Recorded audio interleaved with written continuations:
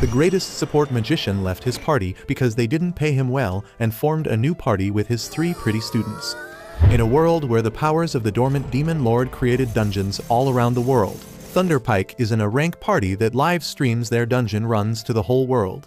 They have a knight, a warrior, a witch, a priestess, and a mage in their party, and combining their unique abilities, they are able to take down powerful monsters with ease. They are massively popular because they have some strong adventurers, and their teamwork sets them higher than any other party. However, not everything is well with their teamwork once they are outside of the dungeon. Yuke, a B-rank support mage, tells his party members that he is going to quit Thunderpike. The party leader Simon asks him for his reasons, and Yuke brings up the topic of the wage gap between him and the other members of the party. Everyone tells him to stop being such a whiny because they pay him fairly for his contribution. They say that he doesn't even join the fight and just stays in the rear, burning through their items and scrolls. Yuke lashes out at them, asking if they don't value his work at all, because he is constantly supporting all of them at all times. They just scoff at him, saying that he is useless, and he should be grateful that they are letting a B-rank loser stay in their party. They claim that they will be fine without his little support, and that is the final nail in the coffin. Yuke finishes his drink and then declares that he is going to quit the party forever, and they can go and shove their rank tag up their butt. The next day, Yuke goes to the Adventurer Guild to register himself as unemployed.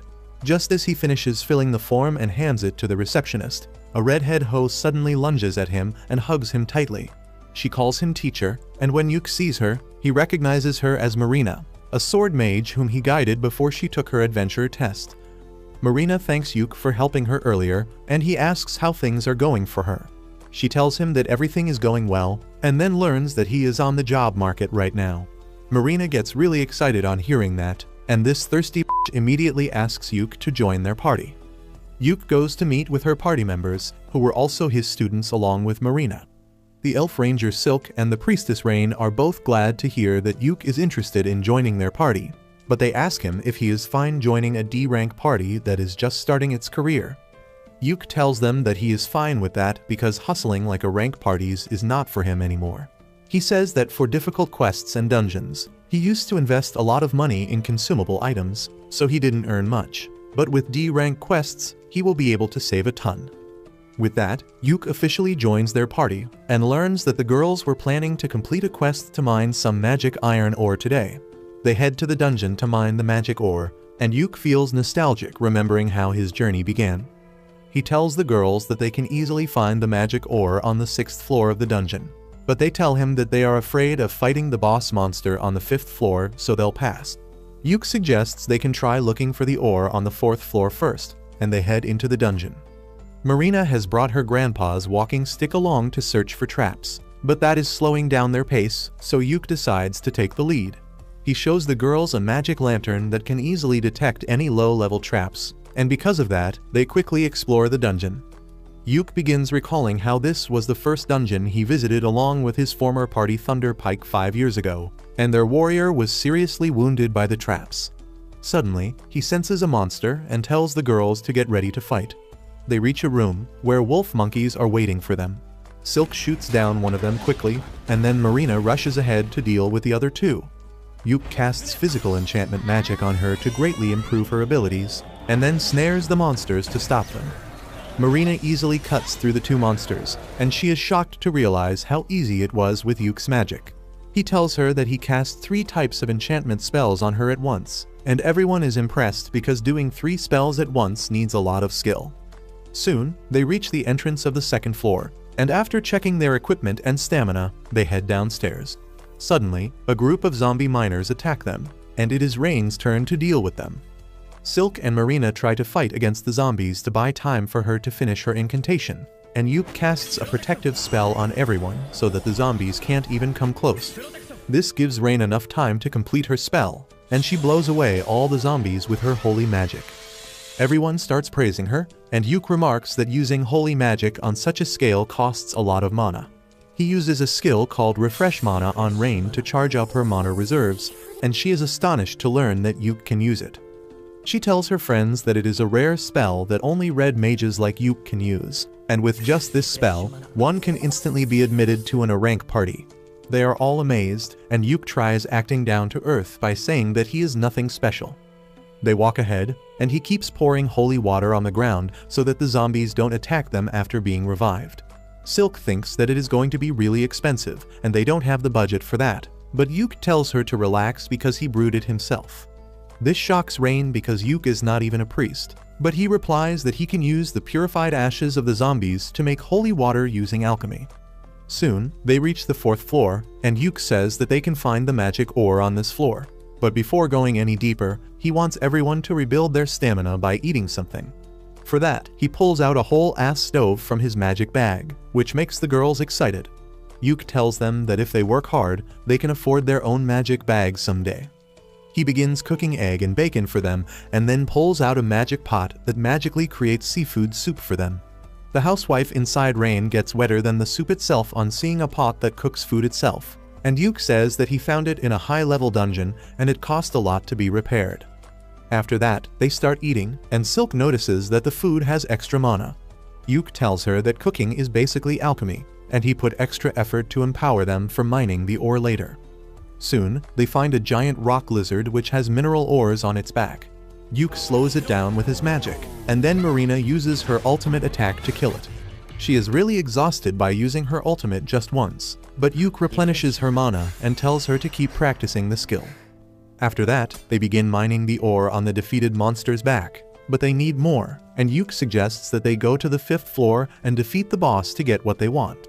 The girls are afraid because the boss is a tough monster, but Yuk tells them that he will use his full power to help them. Once they reach the boss room on the 5th floor, Yuk tells the girls that he will fight alone to show them his skills. He then takes out a floating camera artifact to record the gameplay of the boss fight, and Marina suggests that they should livestream it cause it will be fun. Yuk decides to YOLO it, but then he asks the girls the name of their party to tell in the broadcast. They nervously tell him that they haven't thought of a name yet, but then Marina comes up with the name Clover on the spot. She says that the 3 girls are the ordinary leaves of the clover, and Yuk is the 4th and the lucky leaf. Everyone likes the name, and then Yuk asks the girls if they also want to feature in the first live stream of their party. They are fine just watching him, so Yuk enchants himself and then activates the live streaming mode on the camera. After that, he opens the door to the boss room and heads inside to see the giant ugly steel crab. The crab attacks him instantly, but Yuk slips from its claws and then uses 5 disabling spells to blind, poison, and paralyze it. The crab tries to attack indiscriminately, but Yuk just uses gravity magic to crush it instantly. He ends the live stream with that, and Marina immediately hugs him, almost breaking his bones in the process. Yuk then puts the crab in his magic bag, and they open the treasure chest that dropped after defeating the boss to find a ton of treasure and magic ore. After that, Yuk and his party head back to the city in a carriage. He acts polite and asks the girls how do they rate their new party member on a scale of 1 to 10. All the girls are really impressed by his overall skills in the dungeon, but Yuk thinks that they would be uncomfortable to see someone who is older than them suddenly become a party member. The girls tell him that it is not like that at all, and suddenly, Silk has a brilliant idea. She tells Yuk that he should become the party leader because he is the most experienced and powerful out of them. Yuk is flustered because he doesn't think it is right for a newcomer to become the leader, but the other girls agree, saying that their party was officially formed when they decided to name it Clover, and that makes Yuk a founding member. When the girls keep on pressuring him, Yuk finally folds and agrees to become the party leader so that he can keep everyone safe. On the other hand, his former party, Thunder Pike, is having a hard time in the dungeon. They have got an archer to fill Yuk's place, but he can't support them like Yuk used to. They struggle against a pack of monster wolves, and even the newcomer throws shade at them, asking why the hell they came to such a high-level dungeon if they are so weak. Suddenly, the witch gets bitten by a wolf, and though the party leader manages to free her, the priestess doesn't have enough mana to heal her. The party decides to retreat immediately, and as the witch lies bleeding, the priestess is still waiting for her mana to recharge. They don't have mana potions or even healing potions because that used to be Yuk's responsibility, and none of them thought to pick it up after he left. The new guy has a healing potion, but he doesn't give it so easily because he expected a rank party to have better management. Meanwhile, Yuk and his party are celebrating their first mission's success. As they drink, Yuk tells them that the reward from the quest was nothing special, but he got a lot of money from selling the corpse of the steel crab. He asks the girls about the division of money among them, and Silk tells him that they put everything in the party fund and use an allowance system for buying necessary things. She explains that they are saving money to buy their own house one day, and Yuk likes the idea. At the same time, his former party is at the same inn, and they are griping and complaining about their failure today. They blame it all on the new guy, saying that he should have been prepared better to help them. The archer gets pissed off that they are treating him like an errand boy, and says that he never thought that the famous rank party would be a bunch of sisses who can't even wipe their ass themselves. He tells them that he is quitting their party immediately, and Yuk turns around just in time to see it. He doesn't want to give any attention to his former party, so he tells the girls that after every successful quest, they will take 2 days to rest and recover. He says that he will stock up the useful items in the meanwhile, and they can head to another mission on the 3rd day. Suddenly, the inn begins to display the livestream video of Yuk defeating the steel crab that has gone viral within half a day. Everyone is interested in Yuk and his party because he defeated a boss monster with just debuff spells. However, this pisses off his former party members who think that Yuk is playing in the lowest league to improve his KD ratio. Turns out they are not the only people jealous of Yuk, because a fat and ugly noble is also cursing him from afar. Anyway, 3 days later, Yuk reaches the guild to pick a quest that is easy enough for the girls but gives a good reward as well, and the receptionist suggests him a C-rank quest to get magic stones from a waterfall. She says that it should be a D-rank quest, but some strange monsters are roaming around the region recently, so it has become more difficult. As Yuk is in the middle of thinking about it, the girls come running there and they agree to take the quest without even asking about it. Only after the receptionist leaves to register the quest does Yuk get a chance to explain that they may have to face a monster during the quest. The girls still decide to take the quest to earn more points and money. Yuk tells them to get ready and meet him in 30 minutes, and then the receptionist comes with the receipt of the quest. She tells Yuk to livestream his quest fights because he has become a minor celebrity after his last livestream. He leaves the guild with that and immediately senses someone following him. He leads the stalker into a shady alley, and it turns out to be the jealous ugly noble. Yuk asks him if he has any business with him, and the noble pulls out his sword, telling him to leave Clover immediately. Yuk uses a snare spell on him discreetly, and then asks the fatty if he is out of his mind for telling the leader of the party to quit it. The fatty tells him that he found the girls first, and he will join their party to become their sugar daddy. But Yuk thinks that he is just a junkie who has had too much magic shrooms today. He refuses to leave the party and walks away, and as the noble tries to attack him, he trips on the snare spell and knocks himself out. Once Yuk joins the girls to go on the quest, they tell him that the fat incel had approached them a few days earlier, and he offered to join their party like he was helping them out. However, his skills were mid, and they decided to ignore him since he wasn't taking no for an answer. Yuk also thinks that the guy must be dumb if he can draw his sword so casually in the streets, and he decides to report him to the guild once they return.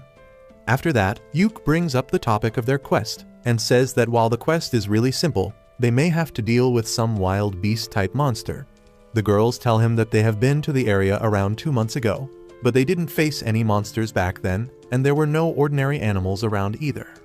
The second part worries Yuk, and he says that the only reason all animals run away from the forest is because of a strong monster. He tells the girls that the monster was present in the forest that time too, but they were lucky enough not to encounter it. He says that as soon as they reach the forest, he will start recording everything, and if they run into the monster, he will live stream it. It will be the best if they win, but if they lose and have to run away, he wants the video to be live so that the guild can see them and send help on time. Soon, they reach the forest and Yuk starts recording as they walk inside. He walks at the end of the group because wild beasts attack any group from behind, and tells the girls not to worry about him because he is wearing a special warlock armor that gives him very high defense stats. They reach the waterfall soon, but then Yuk senses something and immediately turns the live stream mode on. Just 1 second later, the monster terrorizing the forest comes out, and to Yuk's horror, it is a high-ranking monster called the Zarnag, which is found in the deepest level of high-ranking dungeons. Everyone panics on hearing that, and Yuk steps in front of the girls. He tells them that they need to escape immediately, because they will die if they fight against the Zarnag. He decides to stay back and stop it till the girls reach safety and the guild sends backup. But suddenly, Marina draws her sword, telling Yuk that she isn't leaving him behind. Silk and Rain also agree with her, and they begin using their abilities to slow down the monster so that they can kill it. Yuke has no choice but to let them in on the action, so he first enchants their physical abilities. Marina rushes ahead to stop the monster while Rain chants her spell, but she gets slapped away. Yuke tries to stun the monster with lightning magic and then casts multiple debuffs on it, but despite that, it doesn't seem to slow down. Yuke realizes that it is a special monster, and he asks Marina to buy him some time so he can use a very powerful spell. Marina begins fighting against the monster, and then Silk calls the forest dryads for help and binds the monster with vines. As the two girls try their best to stall the monster, Yuke finishes chanting his tier 5 spell, Prismatic Arrow. He tells Marina to get back before he shoots it at the monster with devastating power. If you liked this video, please consider subscribing and watch the video on your screen next.